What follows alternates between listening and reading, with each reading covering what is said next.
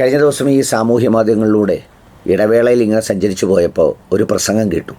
ഒരു സബ് ഇൻസ്പെക്ടറുടേതാണ് പ്രസംഗം. ഞാൻ കമൻറ്റിൽ നിന്ന് വായിച്ചത് അശ്വതി എന്നാണ് പേരെന്നാണ്. പക്ഷേ വളരെ മനോഹരമായി ഒരു കുടുംബ സദസ്സിനോട് ചില ബോധ്യങ്ങൾ ഉറക്കെ വിളിച്ചു പറയുന്നതാണ് അതിലെ പ്രഭാഷണം. ഏതായാലും ആ പ്രഭാഷണം കേൾക്കുന്നതുകൊണ്ട് നഷ്ടമില്ല, അതൊന്ന് കേൾക്കേണ്ടതാണ്. അത് ഞാൻ നിങ്ങളുമായി പങ്കുവെക്കുന്നു. എല്ലാവർക്കും നമസ്കാരം. വേദിയിലിരിക്കുന്ന ബഹുമാനപ്പെട്ട അധ്യക്ഷൻ, പ്രിയപ്പെട്ട ബഹുമാനപ്പെട്ട എൻ്റെ സീനിയർ ഉദ്യോഗസ്ഥൻ ആസാസ്, പ്രിയപ്പെട്ട MLA, പ്രിയപ്പെട്ട അജിത് സർ, നവാസ്, ബാക്കി വേദിയിലിരിക്കുന്ന എല്ലാവരെയും പേരെടുത്ത് പറയുന്നില്ല. എല്ലാവർക്കും നമസ്കാരം. ഇവിടെ വിശന്നിരിക്കുന്ന എൻ്റെ മുന്നിലിരിക്കുന്ന എല്ലാവർക്കും നമസ്കാരം. നിങ്ങളൊക്കെ മുഖം കണ്ടാ അറിയാം, സാർ പറഞ്ഞതുപോലെ എങ്ങനെയെങ്കിലും എല്ലാവരും ഒന്ന് പ്രസംഗം ഒന്നൊക്കെ മതിയാക്കി ഞങ്ങൾ കഴിക്കട്ടെ എന്നുള്ളൊരു ആറ്റിറ്റ്യൂഡാണ് ഇപ്പൊ എല്ലാവരും മുഖത്തും. സമയം 8:45, 8 മണിക്ക് മുന്നേ ഭക്ഷണം കഴിക്കുന്നവരുണ്ട് എന്ന് എനിക്കറിയാം. അപ്പൊ എന്തായാലും എനിക്ക് പ്രസംഗിക്കാൻ ഒരു അവസരം തന്ന സ്ഥിതിക്ക്, കാരണം ഞാൻ നാളെ ഇവിടുന്ന് ട്രാൻസ്ഫറായി പോവുകയാണ്. എനിക്ക് കോഴിക്കോട് റൂറലിലേക്ക് ട്രാൻസ്ഫറായി. അപ്പം കഴിഞ്ഞ 1-2 ആഴ്ചയായിട്ട് ഞാനിങ്ങനെ ട്രാൻസ്ഫർ ഒപ്പിടാൻ മേലധികാരികൾ ആരും ഒപ്പിട്ട് തരാത്തത് കൊണ്ട് മാത്രം ഇങ്ങനെ 2 ആഴ്ച തള്ളി നീക്കുന്നതിനിടയിൽ എനിക്ക് ഈ ഒരു മൊമെന്റോ വാങ്ങാൻ ഇവിടെ നിങ്ങളൊക്കെ കാണാനുള്ള ഒരു അവസരം കിട്ടി എന്നുള്ളത് ഭയങ്കര സന്തോഷമുണ്ട്. അതില് എന്താ ഭയങ്കര സന്തോഷം തോന്നുന്നുണ്ട്. കാരണം ഇന്ന് എന്റെ സെന്റ് ഓഫും കൂടെ കഴിഞ്ഞിരുന്നു തലശ്ശേരി സ്റ്റേഷനിൽ. അപ്പം ഒരു തലശ്ശേരി എന്ന് പറയുന്നത് നമുക്കറിയാം. ഞാൻ എപ്പോഴും ഇവരോട് എല്ലാം പറയാറുണ്ട്. ഇപ്പം മുന്നേ ഞാൻ സർവീസ് ചെയ്തതൊക്കെ മലപ്പുറത്തായിരുന്നു. മഞ്ചേരി, പെരിന്തൽമണ്ണ, കൊളത്തൂര്, അങ്ങനെ വന്ന് പാലക്കാട് അട്ടപ്പാടിയിൽ 1 മാസത്തോളം ഉണ്ടായിരുന്നു. അത് കഴിഞ്ഞിട്ടാണ് ഞാൻ ഇവിടെ തലശ്ശേരി എത്തുന്നത്. അപ്പം തലശ്ശേരി സംബന്ധിച്ച് ആകെ ഒരു ചെറിയ സ്ഥലമാണ്. നമ്മളൊരു മുനിസിപ്പാലിറ്റി മാത്രമാണ് നമ്മുടെ തലശ്ശേരി സ്റ്റേഷന്റെ ലിമിറ്റ്. അതുകൊണ്ട് തന്നെ ഈ ഒരു 11 മാസക്കാലം ഞാൻ വന്നിട്ട് 11 മാസമായി. 11 മാസക്കാലത്ത് പഞ്ചായത്ത് ഇലക്ഷൻ കഴിഞ്ഞു, നമ്മുടെ നിയമസഭ ഇലക്ഷൻ കഴിഞ്ഞു. നിങ്ങൾക്ക് തന്നെ അറിയാം, പെട്രോളിങ് അത് ഇത് പറഞ്ഞിട്ട് ഈ പറയുന്ന പലരെയും ഞാൻ പലതവണ കണ്ടിട്ടുണ്ട്. തലശ്ശേരിയുടെ ഒരു പ്രത്യേകത എന്താ അറിയോ, നമ്മൾ ഈ ചെറിയ സർക്കിൾ ഇങ്ങനെ ചുറ്റിക്കളിക്കുന്നതുകൊണ്ട് ഈ സ്ഥലങ്ങളായാലും മനുഷ്യരായാലും കണ്ടവരെന്നെ നമ്മൾ റിപ്പീറ്റ് ആയിട്ട് കാണും അല്ലെ. അപ്പൊ ഭയങ്കരമായിട്ടുള്ള ഒരു മനസ്സിലെ ഈ ഒരു സ്ഥലമായാലും ആളുകളായിട്ടൊക്കെ ഒരു അറ്റാച്ച്മെന്റ്, മാനസികമായിട്ട് ഒരു ഇന്റിമസി വരുന്ന ഒരു സ്പേസ് ആയിട്ട് സത്യം പറഞ്ഞ തലശ്ശേരി മാറിപ്പോയി. അതുകൊണ്ട് തന്നെ ഇവിടുന്ന് പോകുമ്പോൾ ഭയങ്കര ബുദ്ധിമുട്ട് ഫീൽ ചെയ്യുന്നുണ്ട്. കാരണം ഒരു വല്ലാത്തൊരു അടുപ്പം. ഇപ്പൊ ജെസി ആയാലും ഇവിടെയുള്ള എല്ലാവരും എനിക്കറിയാം. പല പ്രോഗ്രാമിൽ ഞങ്ങൾ കണ്ടിട്ടുണ്ട്. സത്യം പറഞ്ഞാൽ MLA കരായരാജൻ സാറുമായിട്ട് മാത്രമാണ് കുറച്ച് ഞങ്ങൾ ഒരു ബന്ധമില്ലാതെ, ബാക്കി എല്ലാവരുമായിട്ടും എല്ലാ പ്രോഗ്രാമിലും ഞാൻ കാണാറുണ്ട്. അപ്പം പറഞ്ഞു വന്നതെന്ന് വെച്ച് കഴിഞ്ഞാല്, അപ്പം ഞാൻ പറഞ്ഞു ഈ നീറ്റ് എക്സാമിനും എല്ലാം പങ്കെടുത്ത് നല്ല മാർക്ക് വാങ്ങി വിജയികളായ കുട്ടികളെ അനുമോദിക്കുന്ന ചടങ്ങാണ്. അപ്പൊ നമ്മൾ അത് അഭിനന്ദിക്കേണ്ട കാര്യമൊക്കെ നമ്മൾ പറഞ്ഞു. അതിൽ എനിക്ക് ഇവിടെ ഇരിക്കുന്ന പാരന്റ്സിനോട് എല്ലാവരുടെ അടുത്തും ഒരു റിക്വസ്റ്റേ ഉള്ളൂ, നമ്മുടെ മക്കളോട് സംസാരിക്കാൻ വേണ്ടി ഒരുപാട് കാര്യങ്ങൾ ഇവിടെ എല്ലാവരും റിപ്പീറ്റ് ചെയ്ത് പറഞ്ഞു. ഞാൻ അതിലേക്കൊന്നും പോകുന്നില്ല. ഞാൻ ഒരുപാട് സംസാരിക്കുന്ന കൂട്ടത്തിലാണ്. ഇപ്പൊ അതിനുള്ള സമയമില്ലാത്തതുകൊണ്ട് വളരെ ചുരുക്കി 1-2 കാര്യങ്ങൾ എനിക്ക് റിക്വസ്റ്റ് ആയിട്ട് പറയാനുള്ളത് എന്താ വെച്ച് കഴിഞ്ഞാൽ, നമ്മൾ കുട്ടികളെടുത്ത് സംസാരിക്കുന്ന സമയം വീട്ടില് അമ്മയായാലും അച്ഛനായാലും ഒരുമിച്ചിരുന്ന് മക്കളോട് സംസാരിക്കുന്ന സമയം ഇപ്പൊ ഒരു വീട്ടിലും കാണാറില്ല. നിങ്ങളെല്ലാം നിങ്ങളുടെ കയ്യിലുള്ള 5-5 സ്ക്രീനിലേക്ക് ചുരുങ്ങിപ്പോയി എന്നുള്ളതാണ് വാസ്തവം. രാവിലെ തൊട്ട് വൈകുന്നേരം രാത്രി വരെ ഒരു ഗുഡ് നൈറ്റ് മെസ്സേജ് അയക്കുന്ന, തൊട്ടപ്പുറത്ത് മുറിയിലിരിക്കുന്ന മോക്ക് ഗുഡ് നൈറ്റ് അയക്കുന്ന പേരൻസിനെ എനിക്കറിയാം. അപ്പൊ ഇങ്ങനെ ഇത്രയും ചുരുങ്ങി പോവാതെ നിങ്ങൾ രാത്രി എപ്പോഴും ഒന്ന് ആലോചിക്കുക, ഞാൻ എന്റെ മക്കളോട് ഇന്ന് എത്ര സമയം സംസാരിച്ചു എന്നുള്ളത് ഒന്ന് ആലോചിക്കുക. എല്ലാവരും ഇവിടെ ഇരിക്കുന്ന എല്ലാവരോടും ഞാൻ പറയണേ. കാരണം സാറിന് പറഞ്ഞിട്ടുണ്ട്, കുട്ടികളുമായിട്ടുള്ള സമ്പർക്കത്തിലൂടെ മാത്രമാണ് നമ്മുടെ മക്കൾ എങ്ങോട്ട് പോകുന്നു, എവിടെ എന്ത് ചെയ്യുന്നു എന്നുള്ള കാര്യത്തിൽ നമുക്കൊരു ബോധം ഉണ്ടാവുള്ളൂ. അതിന് ഏറ്റവും വലിയ എക്സാമ്പിൾ ഞാൻ പറഞ്ഞുതരാം. ഞങ്ങൾ പെട്രോളിങ്ങിന് നൈറ്റ് ഡ്യൂട്ടി ഉള്ള സമയത്ത്, നൈറ്റ് മിക്കവാറും ഞങ്ങൾ എന്തായാലും ഈ ആഴ്ചയിൽ ഒരിക്കലും നൈറ്റ് ഡ്യൂട്ടി വരും. നൈറ്റ് ഡ്യൂട്ടി വരുന്ന സമയത്ത് ഞാൻ നമ്മളെ ചായ കുടിക്കാനും ടർഫിലൊക്കെ ആയിട്ട് കുട്ടികളൊക്കെ കാണുമല്ലോ. ചെറിയ പ്രായത്തിലെ കുട്ടികളായിരിക്കും ഈ നമ്മുടെ ചുറ്റും ഉണ്ടാവാം. അപ്പോൾ സ്വാഭാവികമായിട്ട് ഒരു ദിവസം വളരെ ചെറിയ 10ാം ക്ലാസ്സിൽ പഠിക്കുന്ന 2 പിള്ളേരെ നമ്മൾ അവിടുന്ന് കണ്ടപ്പോൾ ഞാൻ ചോദിച്ചു, നിങ്ങൾ വീട്ടിൽ പറഞ്ഞിട്ടാണോ വരുന്നതെന്ന് ചോദിച്ചു. അപ്പൊ വേണം അങ്ങനെയാണ് ഇങ്ങനെയാണ് ഞങ്ങൾ ടർഫിൽ വന്നതാന്നൊക്കെ പറഞ്ഞു. ശരി എന്ന് പറഞ്ഞു. ഞാൻ വീട്ടിലെ പാരന്റ്സിന്റെ നമ്പർ എടുക്കുന്നു പറഞ്ഞു. നോക്കുമ്പോ ഉപ്പ ഗൾഫിലാണ്, ഉമ്മ ഗൾഫിലാണ്, ഇവർ ഉമ്മാമന്റെ അടുത്താണ്. അപ്പൊ ഞാൻ ഉമ്മാമന്റെ നമ്പർ തന്നു പറഞ്ഞു. വിട്ട് അങ്ങനെ ഉമ്മാമനെ വിളിച്ചു. ഉമ്മാമനോട് ചോദിച്ചു, മോനെ ഇവിടെ ഉമ്മാമെന്ന് വെച്ചു. ഇവർ പേടിച്ചു കേട്ടോ. അപ്പൊ ഞാൻ വളരെ നല്ലോണം ചോദിച്ചു. അപ്പൊ എന്നോട് പറയാ, ഓനപ്പുറത്തെ റൂമിലുണ്ട്. ഞാൻ പറഞ്ഞു, നിങ്ങളൊന്ന് പോയി നോക്കുവോ എന്ന് ചോദിച്ചു. അപ്പം നോക്കുമ്പോ, അയ്യോ എന്റെ ഉമ്മ എന്റെ മോനയുടെ. ഞാൻ പറഞ്ഞു, മോ പേടിക്കേണ്ട, മോനയുടെ ഉണ്ട്, സുഖമായിട്ട് നിൽക്കുന്നുണ്ട് പറഞ്ഞു. ഇതാണ് ഇപ്പോഴത്തെ അവസ്ഥ. അപ്പൊ നിങ്ങൾ ആലോചിക്കേണ്ടത്, രാത്രി നിങ്ങളെല്ലാം കിടന്നുറങ്ങുമ്പോ അപ്പുറത്തെ റൂമിൽ മക്കൾ ഉണ്ടോ എന്നുള്ളതൊന്ന് ആലോചിക്കുക, ഒന്ന് ഉറപ്പുവരുത്തുക.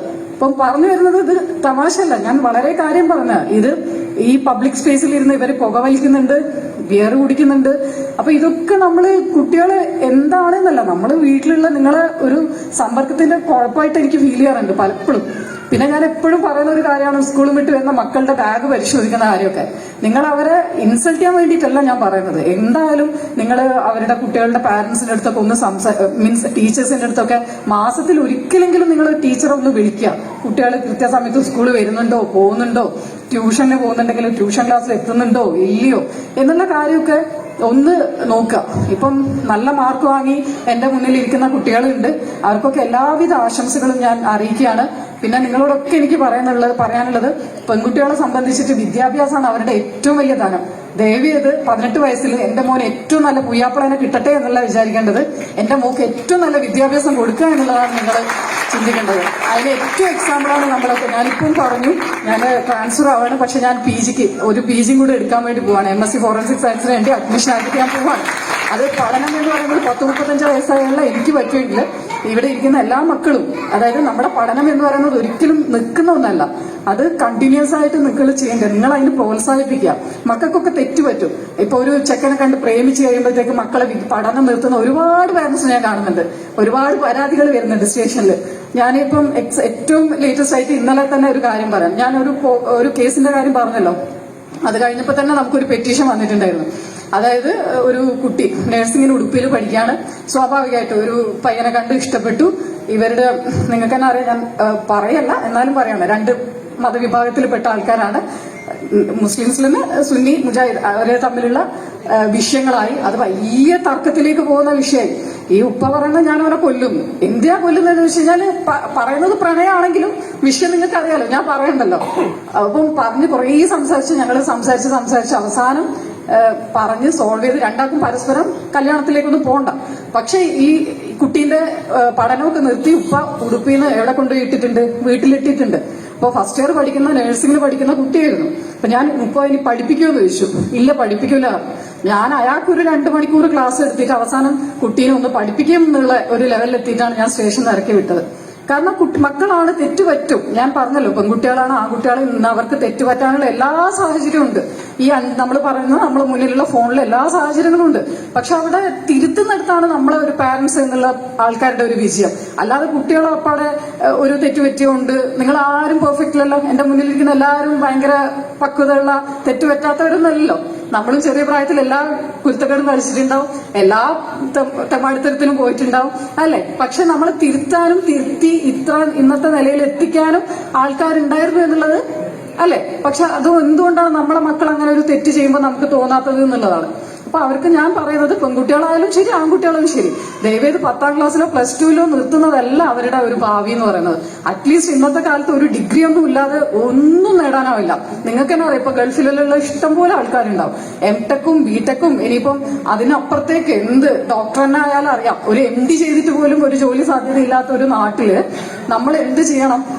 ഒരു മിനിമം വിദ്യാഭ്യാസം കൊടുക്കാനുള്ള ഒരു വിവേകം നമ്മുടെ എല്ലാവർക്കും ഉണ്ടാവണം. മക്കളൊക്കെ പഠിപ്പിക്കുക.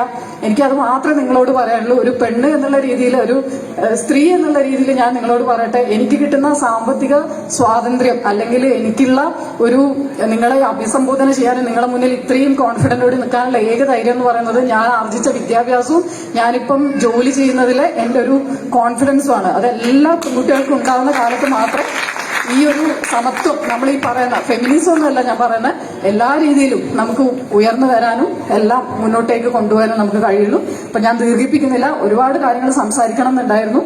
പിന്നെ ഇനി അടുത്ത സാർ പറഞ്ഞു, ആസാ സാർ പറഞ്ഞു, ആസാ സാറിനെ കുറിച്ച് 2 പേർക്ക് എനിക്ക് പറയണമെന്നുണ്ട്.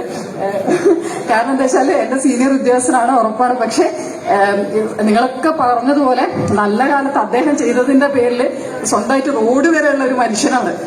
സ്വന്തമായിട്ട് കണ്ണൂർ ആസാദ് റോഡ് എന്ന് പറഞ്ഞിട്ട് ഒരു റോഡുണ്ട് അദ്ദേഹത്തിന്റെ പേരില്. പിന്നെ ഇങ്ങനെ സംസാരിക്കായിരുന്നു, സാറിന് ഇനി ഏത് മെഡലാ കിട്ടാനുള്ളത്? ഇനി ആകെ രാഷ്ട്രപതിയുടെ മെഡൽ മാത്രമേ അദ്ദേഹത്തിന് കിട്ടാനുള്ളൂ, ബാക്കി എല്ലാ മെഡലും കിട്ടിയിട്ടുണ്ട്.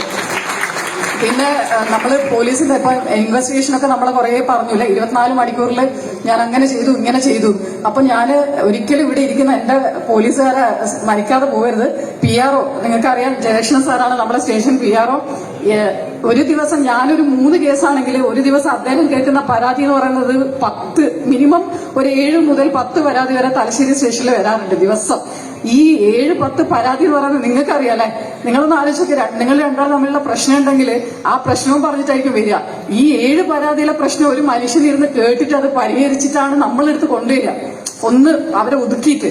അപ്പോ അദ്ദേഹത്തിന്റെ ഒരു ക്ഷമ എന്ന് പറയുന്നത് നമുക്ക് എന്താ പറയാ ആലോചിക്കാൻ പോലും പറ്റില്ല. പിന്നെ രാജീവൻ സാർ ആയിക്കോട്ടെ, രാജീവൻ സാറൊക്കെ എന്ന് പറഞ്ഞാൽ ഞങ്ങളെ സ്റ്റേഷനിലെ കേസ് ചെയ്യുന്നതിന്റെ എക്സ്പേർട്ടാണ്. അപ്പൊ അദ്ദേഹത്തിൽ നിന്നാണ് നമ്മളൊക്കെ ഓരോന്ന് കാര്യങ്ങൾ ചോദിച്ച് പഠിക്കുന്നത്, എങ്ങനെയാ എന്താ എന്നുള്ള കാര്യങ്ങളൊക്കെ. ബാക്കിൽ റഫീഖ് ഇരിക്കുന്നുണ്ട്, റഫീഖിന്റെ അടുത്തൊക്കെ ചോദിച്ചറിയാം. ഞങ്ങൾ രണ്ടുമാണ് അന്ന് പ്രതിനെ പിടിക്കാൻ പോയത് കേട്ടോ, നാദാപുരത്ത് 4-5 പേരുണ്ടായിരുന്നു, അതിലൊന്ന് റഫീഖ് സാറാണ്. അപ്പം ഈ പറഞ്ഞതുപോലെ തപ്പി തപ്പി നടക്കാൻ, ഈ കാലത്ത് ഓടിച്ചാടി നടക്കാനുള്ള ആർജവമൊക്കെ ഇവരിൽ ഉള്ളത് കൊണ്ടാണ് നിങ്ങൾ ഈ പറയുന്ന പോലെ എല്ലാ കാര്യങ്ങളും തലശ്ശേരി സ്റ്റേഷൻ സ്മൂത്തായി പോകുന്നത്. അല്ലാതെ 91 പേരുണ്ട് നമ്മുടെ തലശ്ശേരി സ്റ്റേഷനിൽ. ഈ 91 പേരും ഇടപാടാന്ന് പറഞ്ഞു കഴിഞ്ഞാൽ 5 എണ്ണം ചാടിയിരിക്കാൻ, പോലീസ് ജീപ്പ് ചാടി കയറി ഇരിക്കാൻ വേണ്ടിയിട്ടുള്ളത് കൊണ്ടാണ് നമ്മൾ ഈ പറഞ്ഞതുപോലെ എല്ലാ കാര്യങ്ങളും ഭംഗിയായിട്ട് സ്റ്റേഷൻ ഓടുന്നത്.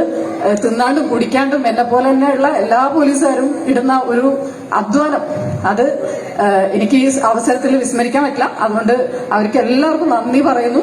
പിന്നെ നിങ്ങൾ ഈ തന്ന സ്നേഹത്തിനും എല്ലാത്തിനും എല്ലാ രീതിയിലും കൃതജ്ഞത ഏർപ്പിച്ചുകൊണ്ട് സാർ പറഞ്ഞതുപോലെ അടുത്ത ഒരു CI ആയിട്ടോ ACP ഒക്കെ ആവുമ്പോൾ തിരിച്ച് തലശ്ശേരിക്ക് തന്നെ വരാം എന്നുള്ളൊരു പ്രതീക്ഷയാണ്. എല്ലാവർക്കും നന്ദി, നമസ്കാരം.